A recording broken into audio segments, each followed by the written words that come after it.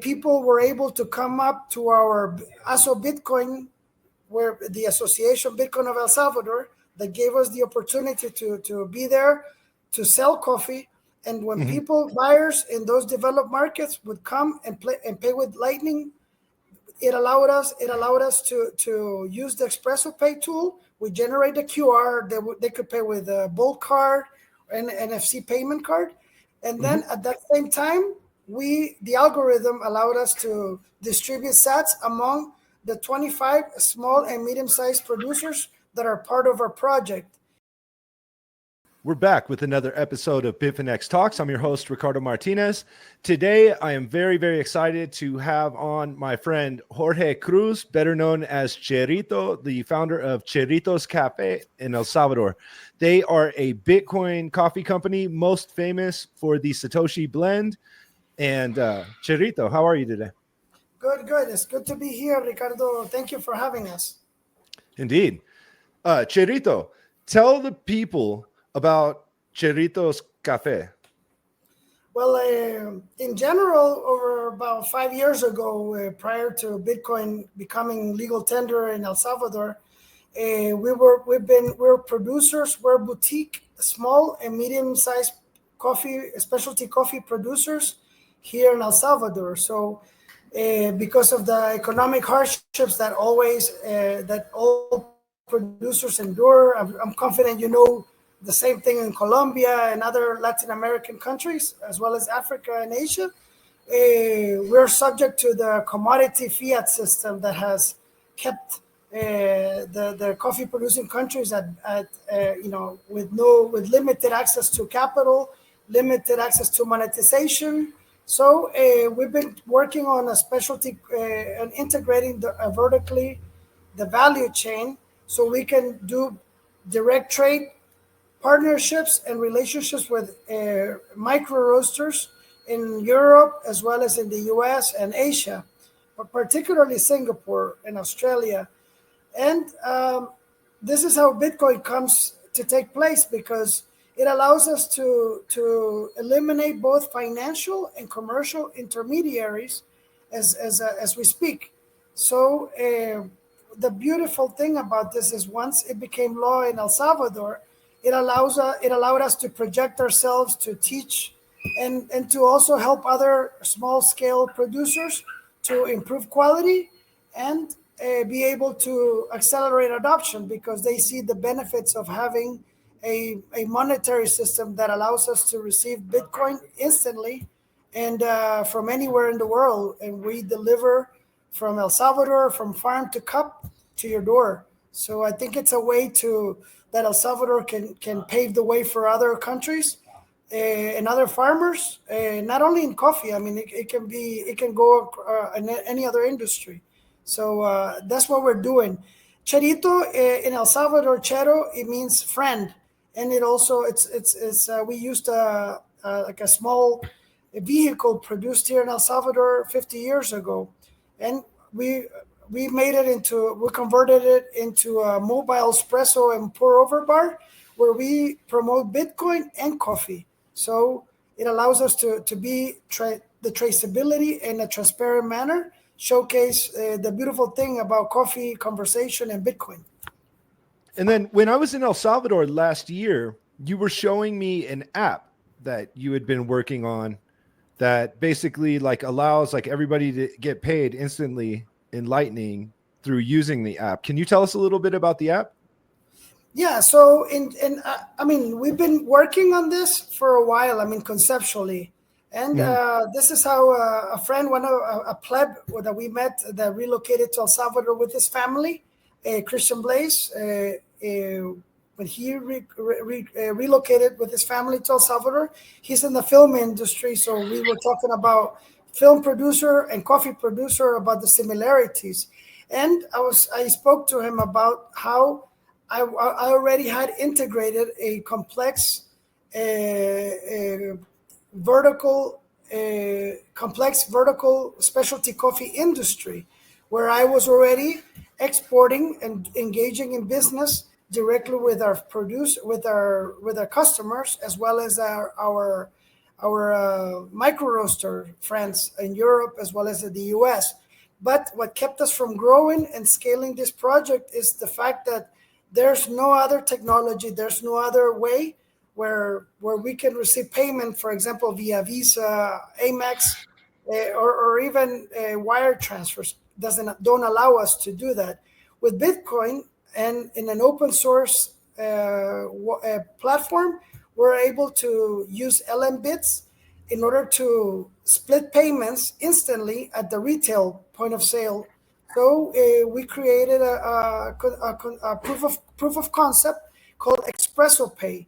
ExpressoPay last year allowed us to showcase at Pacific Bitcoin last September and October at Lugano, and adopting Bitcoin conference in El Salvador allowed us to showcase how it works to benefit both at the producer country level as well as the consumer country level.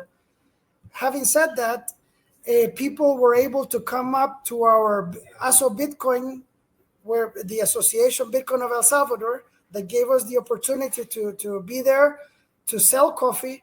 And when buyers in those developed markets would come and pay with Lightning, it allowed us to use the ExpressoPay tool. We generate a QR. They could pay with a Bolt card and NFC payment card, and then at that same time, the algorithm allowed us to distribute sats among the 25 small and medium-sized producers that are part of our project. And based on the quality, they compete against one another. So, for example, for $1, let's say $1 cup of coffee, some people will get 10 cents in sats, 5 cents in sats equivalent. So it's a way for them to monetize as royalties. They've already been compensated for their crops, for their harvest, and this is a way that as we add value to the coffee by roasting, where we sell at the retail channel, people buying the bags or buying espresso or Americano, some of the sats are distributed instantly to the farmers, and it's a beautiful way that people in the rural El Salvador and other countries are able to accept Bitcoin. Yeah, it's amazing. Like basically what you guys are doing is using like the same technology that podcasting 2.0 or like Wavelake is using to pay splits to like artists for songs, except you're paying the coffee producers and the farmers and the roasters and all the people in the supply chain, correct? Correct, yes. And that's a way to accelerate adoption at the producer level.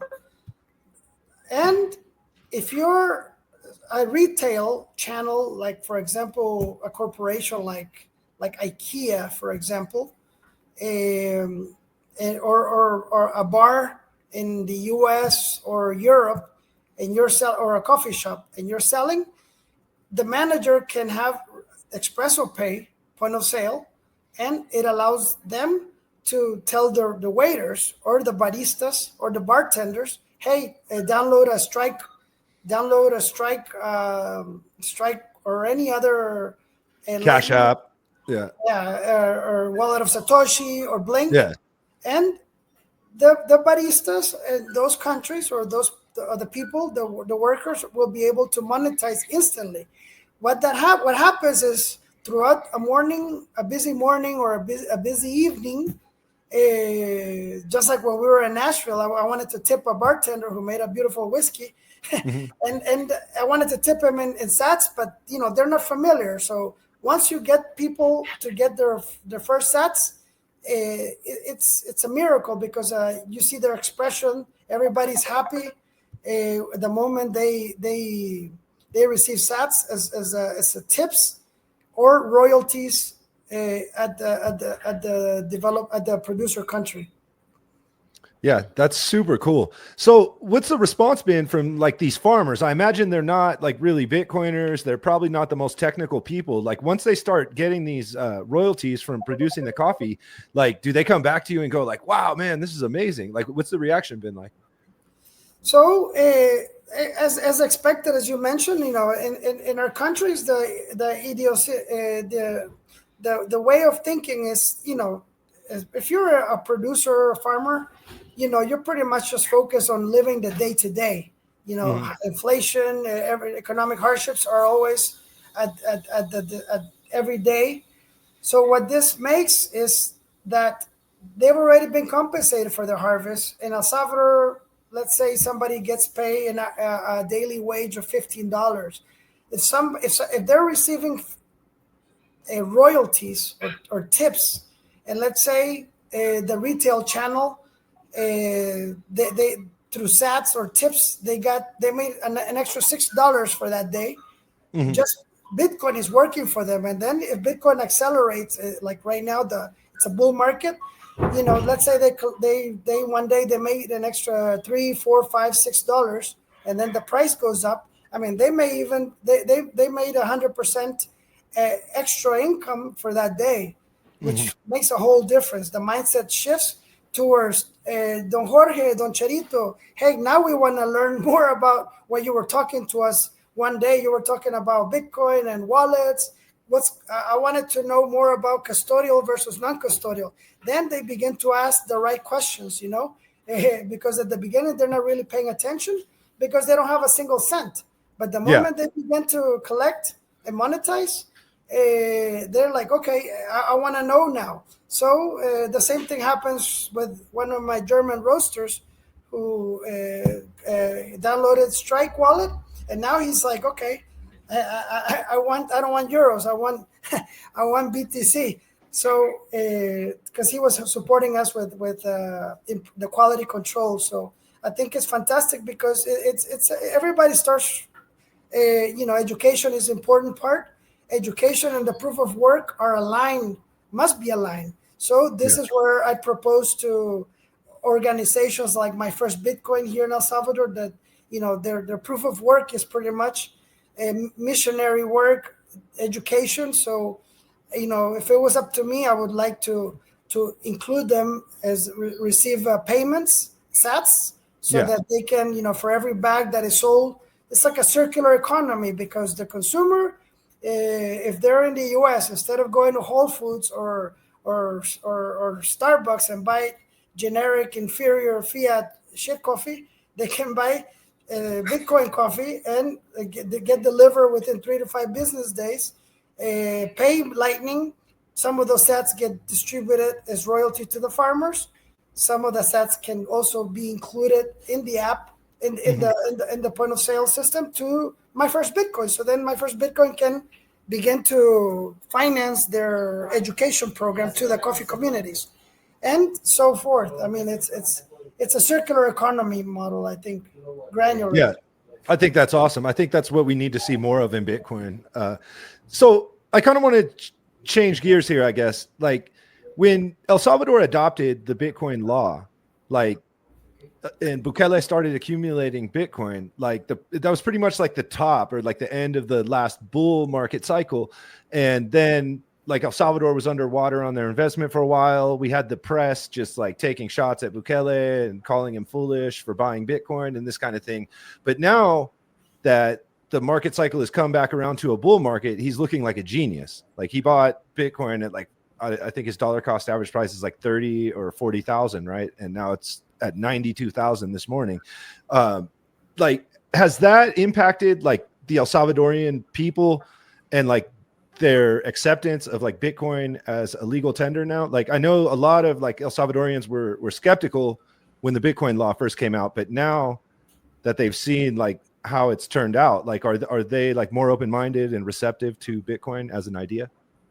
I mean, yes, naturally. I mean, it's not a like overnight kind of work, particularly during like a drop like it occurred after it became law.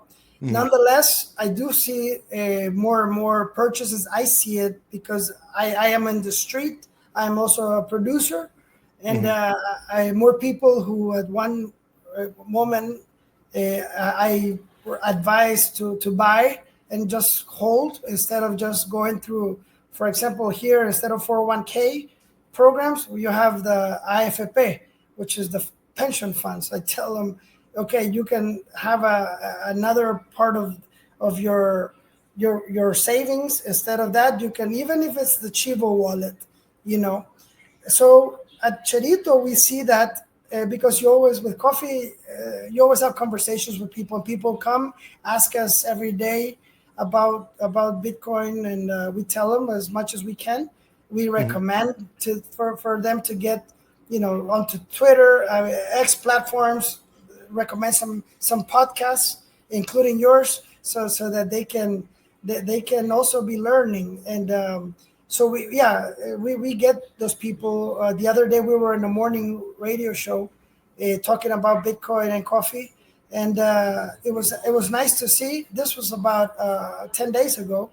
It was nice to see, like, the comments, and also the people calling the radio station, local people wanting to get more information about the upcoming Adopting Bitcoin conference. So I think it's good, because the previous versions of the conferences were mostly panelists speaking in English. Now I think they're gonna give more room and space for people coming from Latin America and give their presentations in Spanish, in Espanol. So I think it's gonna be convenient for Salvadorians who wanna embrace and learn more to come to the conferences and learn more. I think it's subtle. I mean, it's gradually and then suddenly, I guess. So same thing happened with the dollar 21 years ago. 21 years ago, we had the dollar, the two currencies, the colon and the dollar. People wanted to accept the dollar, but they would charge you more. So shifting the decision of spending more colones, because everybody wanted colones, but suddenly the dollar began to out circulate. The velocity of the dollar just started taking off, therefore, driving the other currency away, although the central bank was not making it more available. So the same thing can happen with Bitcoin. I think it's in economic principles. The faster the velocity of the circulation, the faster adoption. Therefore, everybody benefits from higher prices. Yeah, I can see that. When they did that transition from the colon to the dollar, like, how many years would you say that took?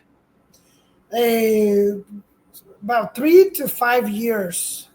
And okay, we're right about again, 3 years of the Bitcoin law, right? Yeah, 3 to 5 years. But then, because our central bank, from my understanding, just paralyzed the circulation. So as they were taking in from the banks, they just stopped circulating. Therefore, actually, not many people know, but we still have the colon is a legal currency, but it's not circulating. So in law, we have the colon, the dollar, and Bitcoin. Oh wow! But except that it doesn't exist. So yeah, that's the story. About 3 to 5 years until the dollar became the most.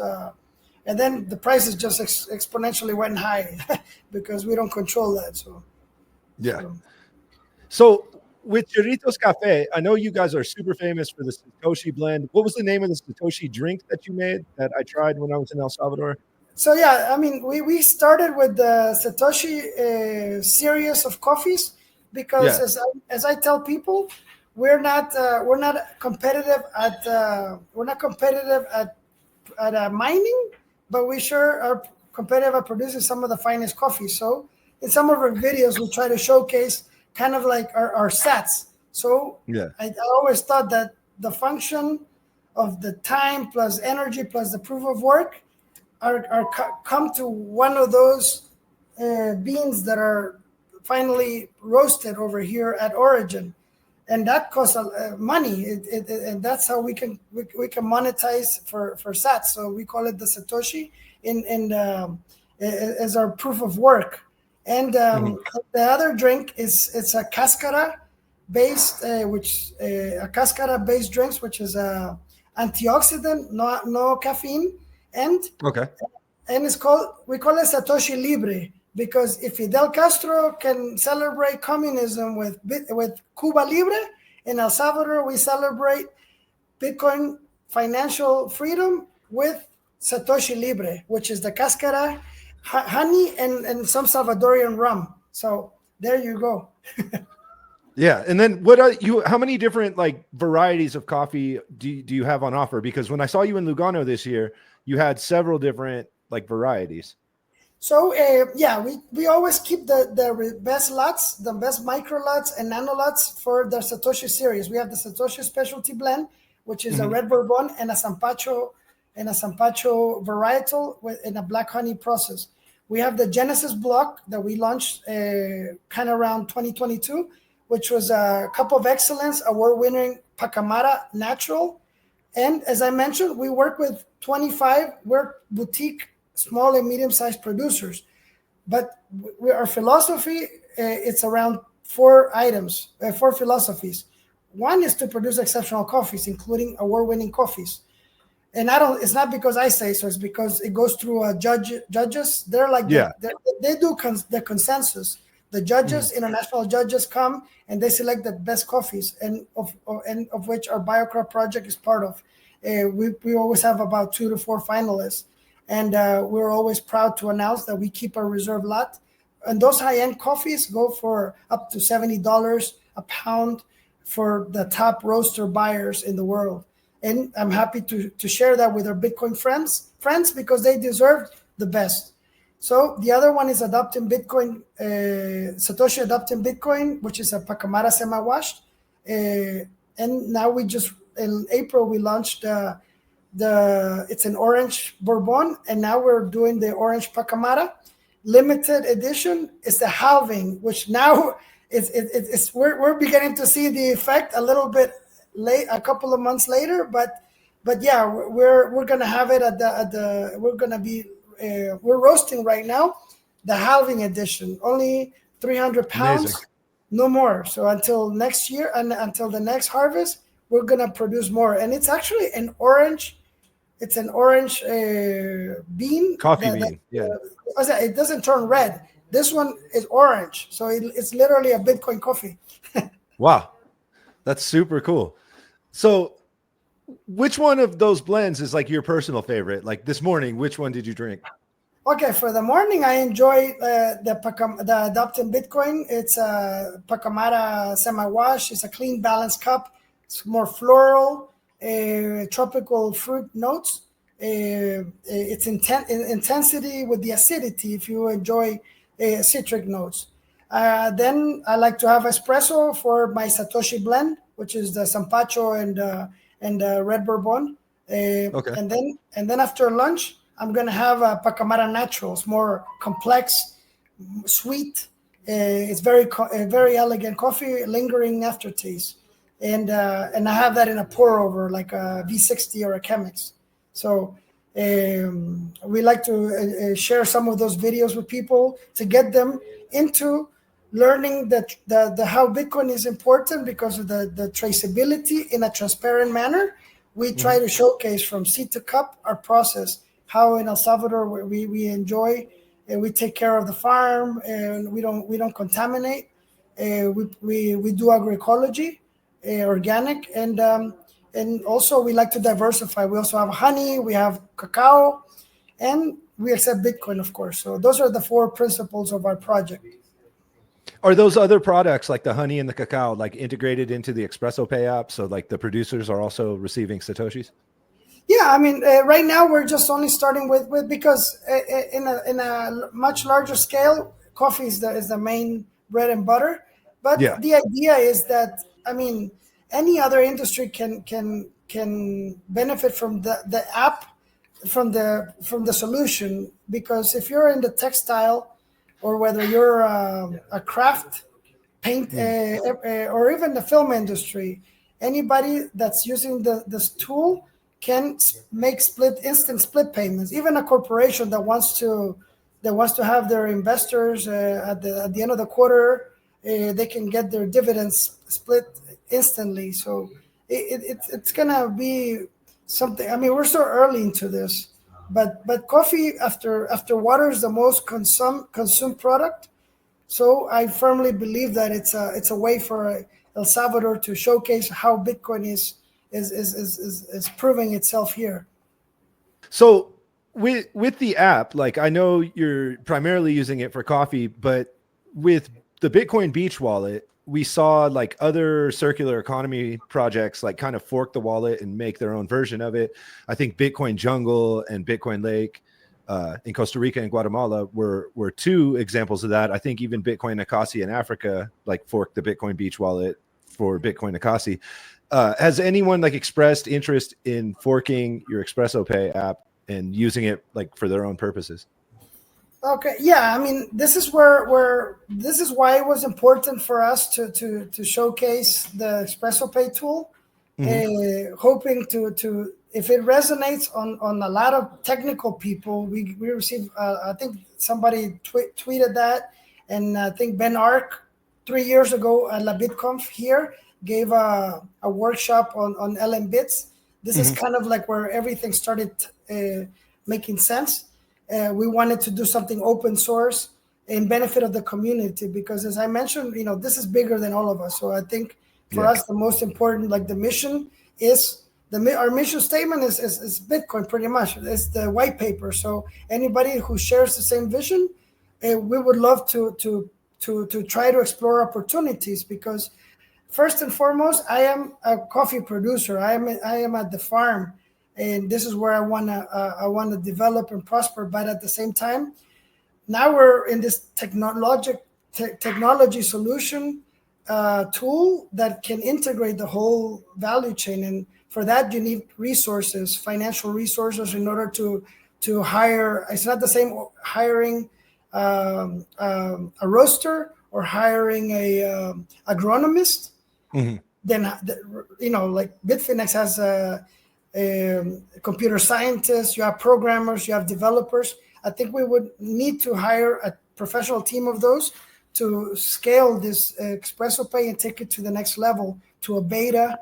So for us to take it to a beta, we need to get at least some Bitcoin in our balance sheet in order to make it a successful case story, to kind of close the circle. So from being a farmer to being a provider of solutions for on the Bitcoin standard. So anybody that any other company that's interested, I am happy to. I'm always happy to explore. We cannot do this on our own. I think the synergies are there, and we're so early into this that I would love to integrate this into another company that has a wallet, because we're not a wallet. It's just a point of sale. So that's and El Salvador has through Astro Bitcoin, companies can get all the information. You have professional services. The law, the digital assets law was just updated. I think we're at one of the most important times where you have the country safe. Foreign direct investment is welcome, particularly in the technology. A lot of digital nomads are coming, so I think it's exciting time. Yeah, I think it's very exciting. So for anyone out there, if they want to help with the ExpressoPay app, feel free to contact Cherito. And then Cherito, with coffee, like how can people get their hands on some of the Satoshi blend or the Genesis block? Like how can they order it? Where do you ship to? Can you give that information out? Yeah. So our website is the tierrabendita.net. I think, when you publish this, you can add the link. Yeah, I'll add it You to can the follow us. You can follow us on X at Cherito, Cherito Cafe. And on Instagram, we're cheritocafe.sv. So people normally go there. If you purchase with Lightning, you get a discount. If you pay with fiat, we increase the price. So we obviously prefer payment in Lightning. And right now we're working in the U.S. from our distribution center out of Baltimore, and out of Berlin, Germany, for everybody across Europe. And right now, this is the beautiful thing about Bitcoin and coffee. We established a genuine relationship with Le Pedaleur, Michael, he's a barista. He was outside Lugano in a bike with espresso.